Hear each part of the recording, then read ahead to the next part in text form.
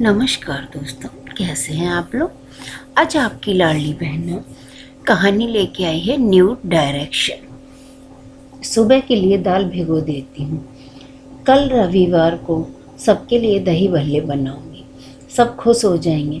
मन ही मन सोचते हुए यामिनी रसोई निपटा रही थी। घड़ी की सुई पर आँख गई तो रात के 10:30 बजे थे। तभी दरवाजे की घंटी पर यामिनी हल्के पांव रखती हुई दौड़ पड़ी। आप जल्दी आ गए, कहते ही उसने अनायास हंसी आ गई। क्या हुआ? उसको हंसता देख पति निखिलेश ने पूछा। तुम रात के 10:30 बजे ऑफिस से घर लौट रहे हो और मैं कह रही हूँ कि जल्दी आ गए। बस इस स्थिति पर हंसी आ गई। क्या जिंदगी हो गई हमारी, सोचती हूँ तो मन उदास हो उठता। सुबह जाने का समय तय है, पर ऑफिस से घर लौटने का कोई टाइम नहीं है। हाँ, एक बात की गारंटी है कि आओगे देर से ही।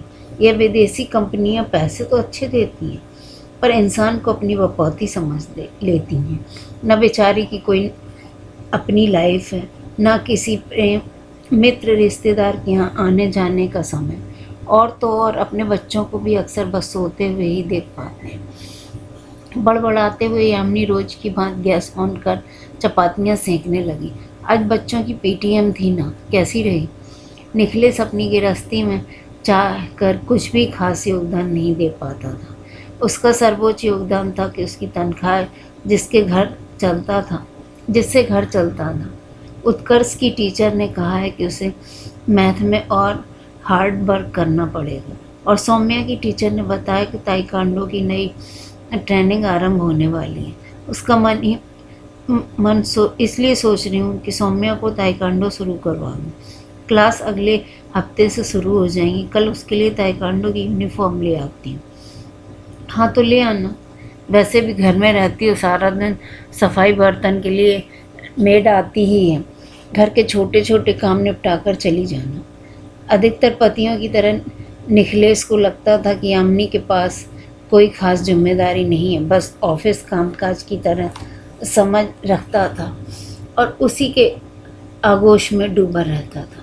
घर पूरी गृहस्थी को सुचारू रूप से चलाने की जिम्मेदारी अकेली यामिनी के कंधों पर थी। चाहे रोज़मर्रा में राशन का इंतज़ाम करना हो या गृहस्थी के महीने भर के ढेर सारे बिल, बच्चों के स्कूल की फीस भरनी हो या कभी बच्चों के बीमार पड़ने पे उन्हें डॉक्टर के पास ले जाना है। पिछले साल मामा ससुर की लड़की की शादी थी। वहाँ जाने है तो सभी की शॉपिंग, फिर टिकट बुक करवाने से लेकर दुल्हन की मुंह दिखाई पर सोने के कड़ फूल खरीद कर लाने का सब काम अकेले ही यामिनी के जिम्मे ही आया था। क्या करें? उन्हीं दिनों जर्मनी से एक टीम निखिलेश के ऑफिस में विजिट पर आ गई थी। सो उसका छुट्टी लेना लगभग इम्पॉसिबल था, जाना भी आवश्यक था। माँ ने फ़ोन पर सख्त हिदायत दे डाली थी, सुन लो, मामा जी के यहाँ ज़रूर पहुँचना है। तेरे पापा के जाने के बाद भैया ने हमारा साथ न निभाया होता तो आज हमारी क्या हालत होती, हम सोच भी नहीं सकते हैं। तेरे पति के ऑफिस में तो कुछ ना कुछ लगा ही रहता है। कैसे भी वो छुट्टी ले और पहुंच जाए शादी में। ससुराल के दबाव के कारण यामिनी बच्चों को लेकर पहले ही शादी में पहुंच गई थी। वहां जाकर खूब रौनक लगाई थी उसने। निखिलेश सीधा शादी वाले दिन पहुंचा था। मम्मी ने शिकायत करते हुए कहा था, ऐसी क्या नौकरी हो गई भला, इससे अच्छा तो हमारा सोनू ही रहा। इतनी बड़ी नौकरी ना सही, पर कम से कम परिवार के लिए हाजिर तो रहता है। क्या करें मामी जी, आजकल का कॉरपोरेट कल्चर अपनी मुलाजमों को पैसे से अधिक तनाव देता है। ऑफिस का आने का समय है, घर लौटने पर उसे कोई समय नहीं है। निखिलेश ने उसको बताया रात के 2:30 बजे भी ऑफिस में मीटिंग होती है। हर हाथ में लैपटॉप और स्मार्टफोन से वर्कर्स को टाइम बे टाइम काम में व्यस्त रहना पड़ता है।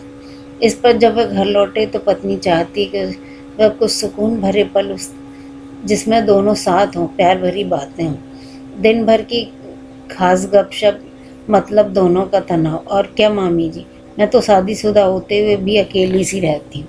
यामिनी भी वार्तालाप में हिस्सा लेने लगी। बस एक ऐसी भागती दौड़ती जिंदगी सरकती जा रही थी। बच्चों को पढ़ाकर, खिला पिलाकर, कहानी सुनाकर यामिनी उन्हें सुला देती।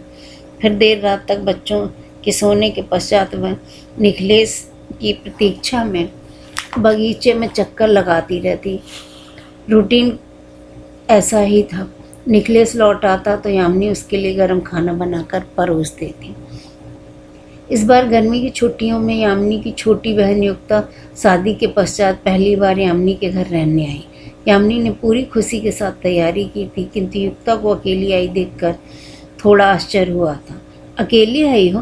तरुण नहीं आए साथ में? तुम्हें छोड़ने कौन आया? छोड़ने आने की खूब कही दीदी। मैं एडल्ट हूँ और अपनी बहन के घर जा रही हूँ, अपने आप आ सकती हूँ। हम दोनों एक दूसरे को वयस्कों की तरह डील करते हैं, अपना स्पेस देते हैं। युक्ता के कथन पर यामिनी उसका मुँह देखती रह गई। अगले दिन जब बच्चे स्कूल और निखिलेश ऑफिस जा चुके थे तब यामिनी और युक्ता मार्केट घूमने निकली।